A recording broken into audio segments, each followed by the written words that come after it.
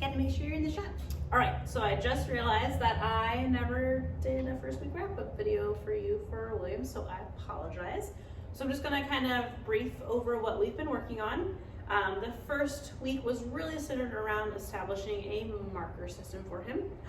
So a marker is going to be a word that marks a moment in time that I like something that he does. So it's going to, for him, announce the arrival of food.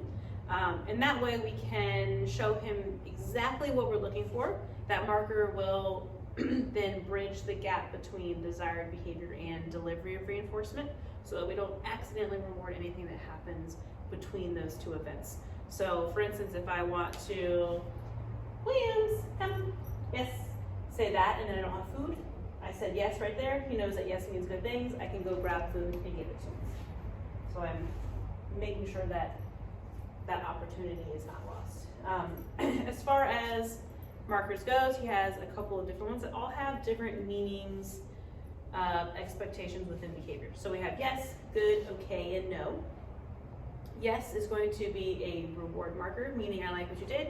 Come take something from me. Why are you behind me? So if I ask him to do something, Williams, yes, I want him to come take reinforcement from me. It's essentially a terminal marker that is always going to be followed with a reward. And I'm gonna really use that one for shaping new behaviors, for building engagement, and for any type of behavior that I want him to have a really strong response to. Good and okay are going to be our duration markers. So if I lure him into a behavior or I tell him to go into a behavior, Williams, sit. Good is implying that I want him to continue to do that. Good. I can then bring the reinforcer to him because I want him to continue in that behavior. And then okay means that the behavior is over. That's going to be your terminal marker with a little bit more of a neutral response, meaning he's just done with the behavior. He doesn't have to do anything once he hears that okay word. So if sit, good. If I put him in behavior and he breaks behavior before I release him with that okay, then I'm going to tell him, nope, not the shake. I was thinking if I could give him a nope, break the behavior, good. Put him back into behavior, okay, and then release him out of behavior, if that makes sense. So really I want to make sure that I'm following through with those behaviors so that he understands the picture of what I'm looking for. I don't want no to be try harder, so if he keeps breaking out of behavior, I don't want him to think if he tries X amount of times, he eventually doesn't have to do it. I always want him to go into that behavior. Right now what we're really, excuse me, what we're really working on is helping him understand leash pressure and how to respond to it, how to remove pressure through compliance. So I'm using it as negative reinforcement, meaning I'm applying a pressure when he does the behavior that I'm looking for. So I'm using it on known behaviors, things that he's already learned. When he does the behavior, that pressure goes away, then we switch over to reward. So sit, a little bit of leash pressure, good. The pressure goes away. As soon as his butt hits the ground, good. Nope, good. And that's gonna be my intro to good. Okay, to corrections. I don't want to just start correcting him. He doesn't know what that means. That's not very fair. So I want him to understand how to remove pressure through compliance. So if we're walking, let's go. And he starts to get a little bit ahead.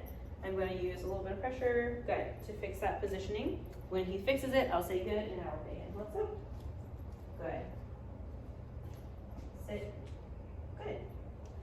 It's a little bit hard to tell in video, or even if you're just watching it, the amount of pressure that I'm applying, just because it's not really a visual thing. It's just the lightest amount of tension in the leash. I don't want to drag him, I'm not yanking on him or anything like that. I just want it to be a little bit of pressure, just enough where he wants to remove it. When he does the thing that I want, it's going to go away.